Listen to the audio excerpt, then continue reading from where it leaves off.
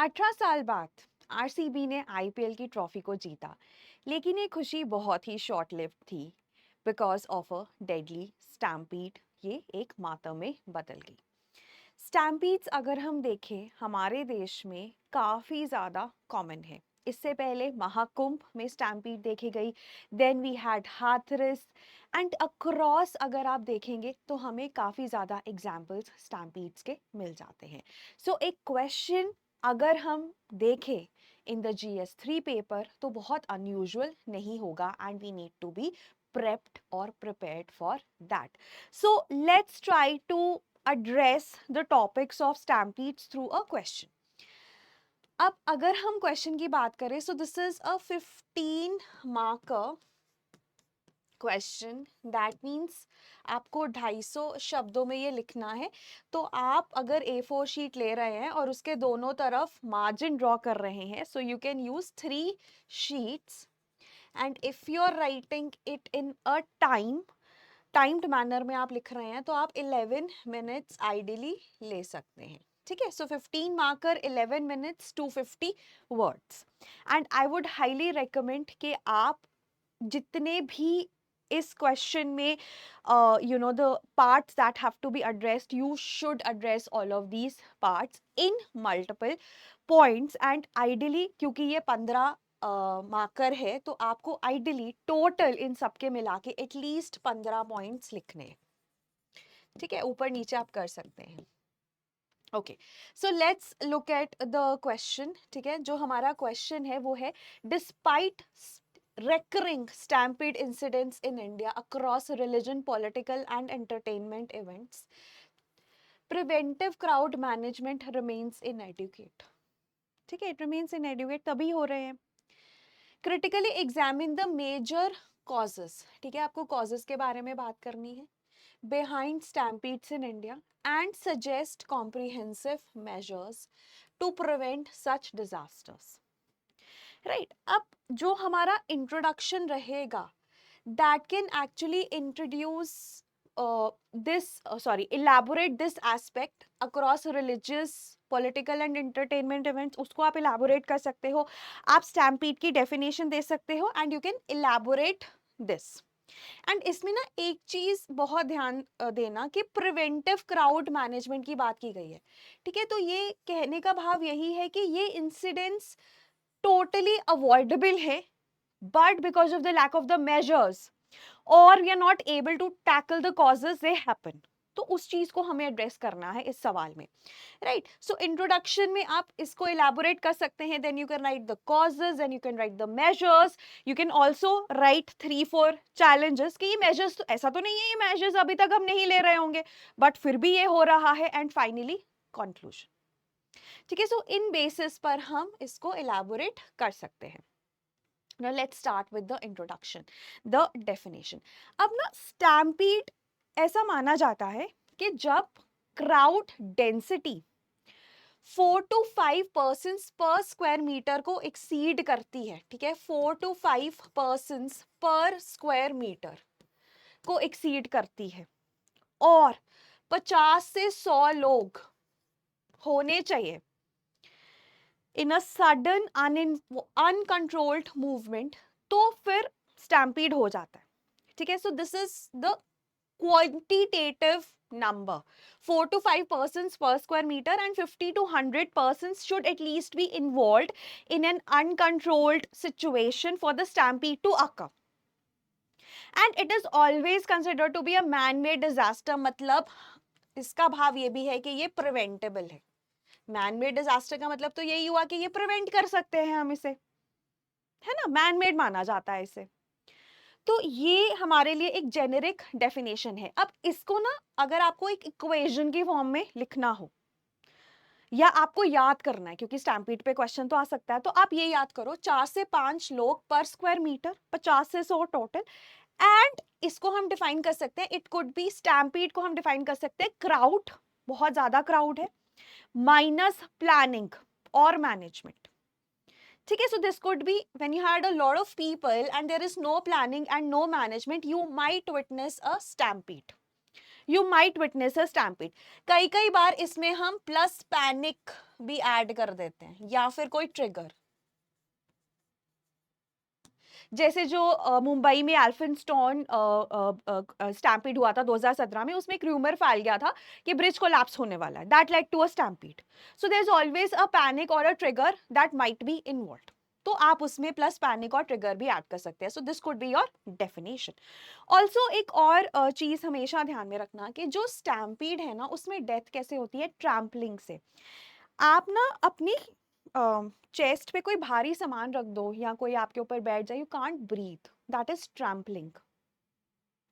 तभी बोला जाता है ना स्टैम्पीड में ऐसे करके, कहीं कहीं पे भी फिर विटनेसिंग अ स्टैम्पीड तो ऐसे हो जाओ कि अपने चेस्ट को बचा लो, क्योंकि डेथ्स उसी से होती हैं, ट्रैम्पलिंग।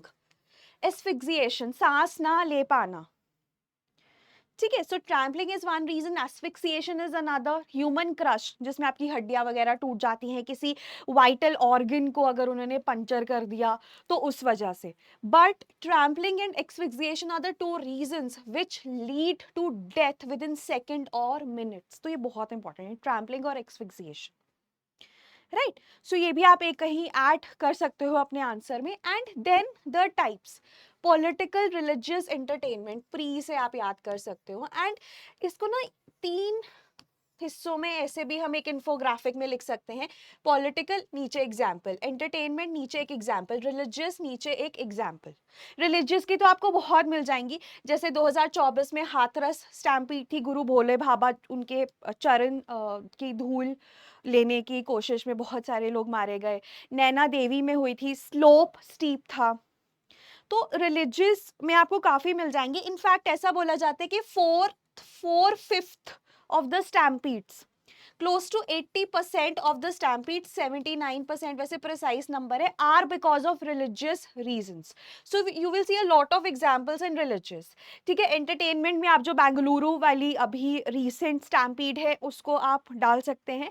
and political में we had post Indira Gandhi's funeral in 1984 we witnessed a Delhi stampede, that is one example of political जो आप multiple जगहों पे quote कर सकते हैं, that's easier to remember also, but yeah you can make it in this form also। अगर आप एक पाई चार्ट बनाना चाहे ना, तो आप ना you can divide, mainly हम ये कर सकते हैं कि majority 80%, ठीक है, 80% would be somewhere like this, 80% and this is 20%, 80% is because of religious reasons and this is because of political और entertainment reasons। अभी कुंभ में स्टैम्पीड हुई थी इस साल, 2021 में कुंभ में स्टैम्पीड हुई है, 19 में, मतलब वी हैव कुंभ में हर बार स्टैम्पीड होती ही होती है।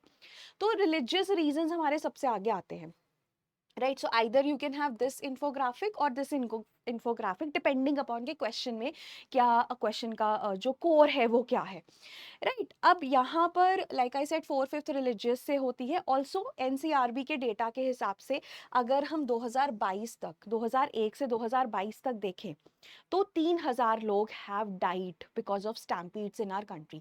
सो number of deaths because of stampedes is also huge, ठीक है। तो ये भी हमारे लिए एक कोटेबल पॉइंट है। So again I am going to just repeat 3-4 points that we have discussed अभी तक। स्टैम्पीड की डेफिनेशन है 4 to 5 persons per square meter, 50 to 100 people should be involved, ठीक है। स्टैम्पीड की डेफिनेशन आप क्या बोलोगे, crowd plus planning, sorry, crowd minus planning and management plus panic, ठीक है। ये आप डेफिनेशन लिख सकते हो। And then deaths is because of trampling and asphyxiation majorly. और अगर हम कॉजेज देखें, so we have political, religious and entertainment, जिसमें रिलीजियस डोमिनेट करते हैं 80%, राइट। एंड 7, अगर हम 2001 से 2022 तक देखें तो 3,000 डेथ्स हो चुकी हैं। तो ये कुछ फैक्ट्स हैं, इनको आप एक 1 पेजर नोट्स में कंपाइल कर सकते हो। और अगर आप चाहते हो मैं आपको 1 पेजर नोट्स प्रोवाइड करूँ ऑफ स्टैम्पीड, तो प्लीज नीचे कमेंट में 1 पेजर नोट्स जरूर लिखेगा। नो नेक्स्ट जो हमारा पार्ट है, obviously they are the causes. अब कॉजेस के लिए भी ना एक लाइन याद कर लेते हैं। कॉजेस के लिए क्या लाइन हो सकती है, यू हैव लार्ज क्राउड्स, बहुत भर भर के क्राउड्स हैं, है ना।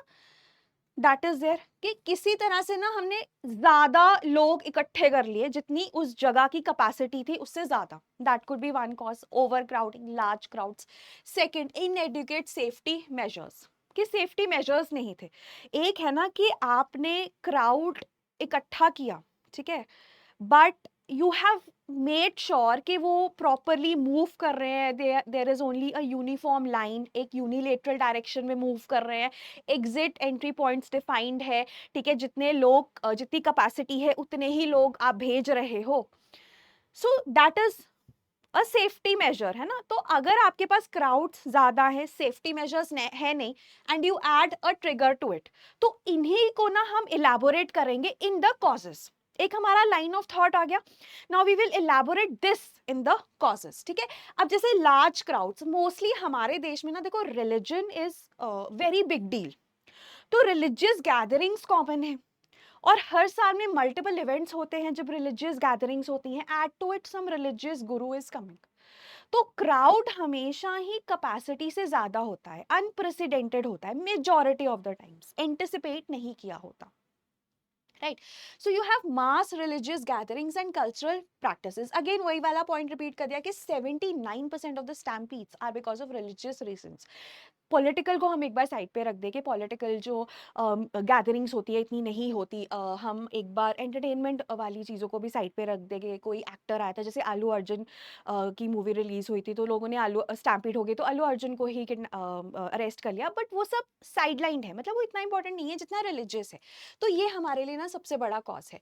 फिर उसके बाद आते हैं हम क्राउड. ठीक है, क्राउड आ गया, बट मैनेजमेंट पुअर है, ठीक है, एंड एडमिनिस्ट्रेटिव लैप्सेस.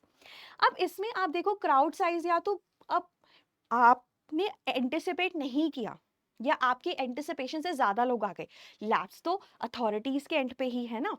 तो अब वहां पर हम क्राउड साइज को अगर अंडर एस्टिमेट कर रहे हैं या हम प्रिपेयर नहीं कर रहे, इट इज ऑन अस, ठीक है, it is on the administration. ठीक है, अब जैसे ना जो 2024 में हाथरस में हुआ था, मैसिव क्राउड आ गया, ठीक है, ना तो इमरजेंसी एग्जिट्स थे, ना ही कोई बैरिकेड्स थे to control the crowd. Right, so you have one thing is that India, you will see a lot of religious gatherings and then poor crowd management and administrative lapses. ठीक है, उसके बाद venue limitations, infrastructure, जैसे ना Naina Devi stampede, Naina Devi temple में stampede हुई थी, अब वो ना नैरो स्लोप पे था, उसकी वजह से बहुत लोग नीचे गिर के मर गए. अब इसमें ना यही है, वेन्यू लिमिटेशंस में क्या होता है, जो रिलीजियस एरियाज है या जो पिलग्रिमेजेस है वो रिमोट एरियाज में है, या वो कंस्ट्रिक्टेड एरियाज में है, जहाँ पे इतने लोगों को पहुंचाना, ठीक है, इंश्योर करना कि वो वेल मैनेज्ड है, बहुत मुश्किल है. So that is there. ठीक है, वो हो गया. फिर टेम्परेरी सेटअप्स बनाए जाते हैं, कुछ परमानेंट तो नहीं होता. अब वो टेम्परेरी सेटअप्स फिर टेम्परेरी की तरह ही बिहेव करते हैं, टूट वगैरह जाते हैं. ठीक है, स्ट्रक्चरल फेलियर्स, ऑब्स्ट्रक्शंस, ये सब इंश्योर करते हैं कि स्टैम्पीड्स हो, infrastructure and venue limitations. Then another important thing is crowd psychology. थोड़ा भी कोई पैनिक होता है, ठीक है, हर्ड बिहेवियर है कि अगर कोई एक जगह जा रहा है तो सभी उसी तरफ जाएंगे. ठीक है, कोई र्यूमर हो गया, जैसे एल्फिनस्टोन में हम ले सकते हैं कि टूटने वाला है फुट ब्रिज, है ना, उस वजह से. तो र्यूमर्स फैलते हैं बहुत जल्दी एंड लोग सोचते नहीं है. हर्ड मेंटालिटी है, हर्ड साइकोलॉजी है, वो भी ना एक तरह से ऐड करती है. ठीक है, वो भी ऐड करती है. एक ना हमारे पास यहाँ पे पॉइंट आता है क्राउड टर्बुलेंस, इसको नोट कर लेना. This is given by Dirk Helbing. अब इन्होंने ये बोला था कि एक रैंडम मूवमेंट, ठीक है, एक हाईली पैक्ड क्राउड है, उसमें एक रैंडम मूवमेंट, ठीक है, एक रैंडम मूवमेंट एक रिपल इफेक्ट कॉज कर सकती है. कोई इल इंटेंट नहीं था किसी का, कोई किसी को नुकसान नहीं पहुंचाना चाहता था, बट एक पैनिक की वजह से एक रैंडम मूवमेंट हुआ तो सभी लोगों को नुकसान पहुंच सकता है, क्योंकि वो रिपल की तरह इफेक्ट क्रिएट होता है. एक छोटी सी जगह पे एक पैनिक मूवमेंट हुआ, एक आप लगा लीजिए र्यूमर हुआ, but it can create a ripple effect, that is known as crowd turbulence. And crowd turbulence is one of the major causes of stampedes. Right, और लास्ट में अगर कोई एक्सीडेंट हो गया, कहीं आग लग गई, छोटी सी जगह पे आग लगी या शॉर्ट सर्किट हो गया, तो पूरा स्टैम्पीड होने के चांसेस बढ़ जाते हैं. So these are the causes. ठीक है, causes again I am repeating कि जब हम कॉजेस की बात करते हैं ना, so always look for crowds, inadequate safety measures which can result from infrastructure or venue limitations, and then you always have a trigger. It could be in the form of crowd ने कोई rumour छोड़ दिया या कोई actually में accident हो गया. So all of these are causes. और मेन के आंसर में ना ऑलवेज ऐड एग्जाम्पल्स, इसके साथ ना एक एक एग्जाम्पल तभी ऐड की गई है और आपको भी करनी है, right. Then we come to measures. अब मेजर्स क्या है? मेजर्स है, एक है प्रिवेंटिव मेजर्स कि आपको पता है कहीं पे क्राउड इकट्ठा होगा, मास रिलीजियस गैदरिंग है या कोई पॉलिटिकल गैदरिंग है, आप प्रेप करो अच्छे से ताकि स्टैम्पीड ना हो. ठीक है. सो सबसे पहले you need to have prevention in place. Then infrastructure, कि आप वही इंफ्रास्ट्रक्चर पे करो जहां पे सेफ्टी मेजर्स हम अकोमोडेट कर सकते हैं, राइट. या फिर आप कैपेसिटी लिमिट करो, मतलब infrastructure should be in line with the gathering, right. या फिर अगर आप इंश्योर करो कि बेटर हो इंफ्रास्ट्रक्चर, अच्छे से और बनाओ, है ना. Then you have public awareness कि लोगों को भी पता हो. तो इन लाइंस पर हम अपना जो है मेजर्स ले सकते हैं. अब अगर हम प्रिवेंशन की बात करें तो 2013 में बहुत स्टैम्पीड्स हुए थे. तो नेशनल डिजास्टर मैनेजमेंट अथॉरिटी ने ना 2014 में managing crowds at events and venues of mass gathering, ये उन्होंने गाइडलाइंस निकाल दी थी. So they actually came out with stampede guidelines. NDM में 2014 में came out with stampede guidelines, right. अब इसमें अगर हम और इलैबोरेट करें तो गाइडलाइंस क्या थी कि रूट्स जो है ना क्लियरली मैप आउट होने चाहिए. एंट्री एग्जिट यहाँ पर है वो क्लियरली मैप आउट होना चाहिए. ठीक है. क्राउड मैनेजमेंट के लिए आपके पास बैरिकेड्स होने चाहिए, एक ही फ्लो होना चाहिए, एक ही डायरेक्शन होनी चाहिए मूवमेंट की. तो ये सब चीजें ना दे हैव गिवन कि आप आसपास ट्रैफिक भी रेगुलेट करो कि क्राउड बहुत ज्यादा ना हो जाए, यूनिडायरेक्शनल फ्लो के लिए बैरिकेड्स हो, एंट्री और एग्जिट पॉइंट्स मैप्ड हो, सबको पता हो. ठीक है. सो ये पॉइंट्स है. फिर सर्वेलेंस के लिए रियल टाइम सर्वेलेंस के कहीं पर अगर कुछ हो रहा है आपको पहले ही पता चल जाए, सीसीटीवी कैमरास होने चाहिए. और भी ड्रोन्स की आजकल बात की जाती है सर्वेलेंस में. So surveillance should be at place, right. Then another thing they talk about is कि police should be at stand by, ambulances should be at stand by, fire hazards के लिए हमें प्रॉपरली प्रिपेयर्ड होना चाहिए, right. लोगों को sensitize करना है. then we should always hold the organizers accountable कि मतलब जो भी ऑर्गेनाइजर कर रहा है ना, they should take care of all these measures.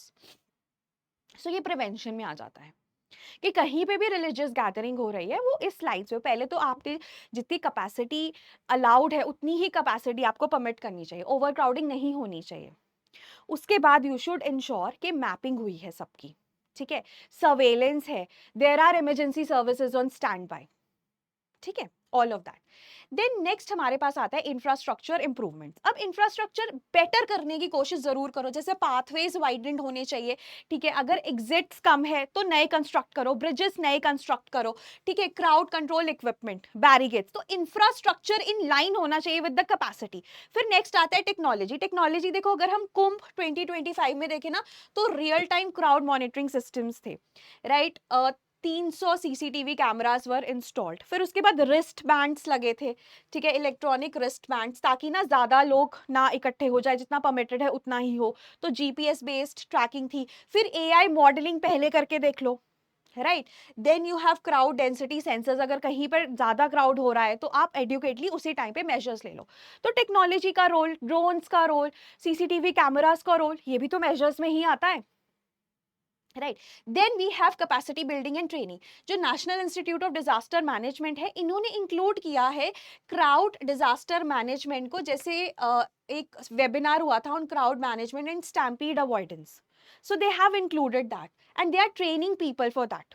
NIDM state disaster management authorities के साथ मिलके ट्रेनिंग मॉड्यूल्स है. उसके बाद अगर स्टैम्पीड हो गया तो NDRF should be on stand by. तो NDRF की ट्रेनिंग, उनकी capacity building as emergency response team, वो होनी बहुत ज्यादा जरूरी है. तो ये ट्रेनिंग और कैपेसिटी बिल्डिंग पर हमारे पास एक पॉइंट है. देन लास्ट है best practices from the world. अब जैसे मेका है, मेका में बहुत लोग आते हैं हर साल, तो वहां पर ना मल्टीपल लैंग्वेजेस में साइनेज है, ताकि दुनिया भर से लोग आ रहे हैं तो आप दुनिया भर से साइनेज लगाओ, ठीक है, अनाउंसमेंट्स होती रहती है, तो आप यहाँ पे भी रेप्लिकेट कर सकते हो, राइट। उसके बाद जैसे ना 2019 का जब कुंभ हुआ था ना, तो यूके और ऑस्ट्रेलिया को बुलाया गया था वहाँ के एक्सपर्ट्स को स्टैम्पीड अवॉइड करने के लिए हम क्या क्या मेजर्स ले सकते हैं। सिमिलरली जब हज होता है तो हम अपने लोगों को वहाँ पर भेजते हैं, right. Then even within India जैसे तिरुपति में क्यू सिस्टम बहुत ही इम्पेकेबल है, बहुत ही इफेक्टिव है, उससे हम सीख सकते हैं, right. And we can also learn from Mahakumbh में वॉलेंटियर्स का जो भी रोल था, volunteer management was actually also very good. तो ये कुछ बेस्ट प्रैक्टिसेस हैं जो हम रेप्लिकेट कर सकते हैं अक्रॉस, राइट। सो अब बट स्टिल देखो, अब चैलेंजेस, क्योंकि 15 मार्कर है तो आप चैलेंजेस के ऊपर एक बात जरूर लिखना। अब मेजर्स आप ले रहे हो तो चैलेंजेस क्या हो सकते हैं। देखो, सबसे पहले आप ये देखो कि रिलीजन की वजह से हमारे देश में स्टैम्पीड्स होती हैं। अब रिलीजियस जो लीडर्स होते हैं वो ना बहुत ही कट्टर होते हैं, कभी कभी वो नहीं सुनते, ठीक है। मोस्टली जो स्टैम्पीड्स है टियर 2 टियर 3 सिटीज में भी होती है, वहाँ पे रिसोर्सेज ही नहीं है। रिलीजियस पिलग्रिमेजेस में जैसे मैंने बोला ना, वेन्यू लिमिटेशन है तो है, आप जितना मर्जी क्रिएट कर लो, कुछ ना कुछ हमेशा ही रह जाएगा। तो वो सब चीजें, resource constraints, resistance from religious groups, ये सब रहता है। बाकी unpredictable crowd behaviour, can't predict, right. Lack of coordination हो सकता है, ट्रेनिंग, मैन पावर, ये सब। And post event accountability is weak. जैसे अगर हम अभी की बात करें आरसीबी के केस में, हो रहा है but no one is actually taking accountability themselves. We have made certain arrest but that's limited, right. तो जब तक ये वीक है तब तक ये स्टैम्पीड्स होती रहेंगी, that is the point. And finally conclusion में आप ये लिख सकते हैं कि हमें ना एक रिस्क रिडक्शन फ्रेमवर्क चाहिए, that is very very important, first thing. Then another thing that we have to write is that we need accountable approach, ठीक है। आपको प्रोएक्टिव होना चाहिए, रिएक्टिव की बजाय साइंटिफिक होना चाहिए। टेक वगैरह का यूज करो, जितने लोग चाहिए उतने ही लोग हों, 4 से 5 लोग पर स्क्वायर मीटर अगर हैं तो उससे कम ही रखेंगे हम, राइट। तो वो सब है, लेकिन accountable approach is the essence. And so this is अब all about the stampede. I think मैंने काफ़ी कॉम्प्रिहेंसिवली इसको कवर किया है। एंड लाइक आई सेड, अगर आपको 1 पेजेस नोट्स चाहिए तो आप मुझे प्लीज़ कमेंट्स में बताना। ऑल्सो हमारा मेंस का क्रैश कोर्स शुरू हो चुका है, एंड इसमें हम कोशिश कर रहे हैं कि हर एक टॉपिक के, ब्रॉडर टॉपिक के, आपको 1 पेजर नोट्स से along with the live content classes. तो कंटेंट का पार्ट आपका सॉर्टेड है, फिर उसके बाद आप पीवाईक्यूज की प्रैक्टिस करिए, पीवाईक्यूज पे आंसर्स को लिखिए या फिर टेस्ट दीजिए, and you will be prepared for mains. So that was all from my end. Thank you so much. Have a nice day.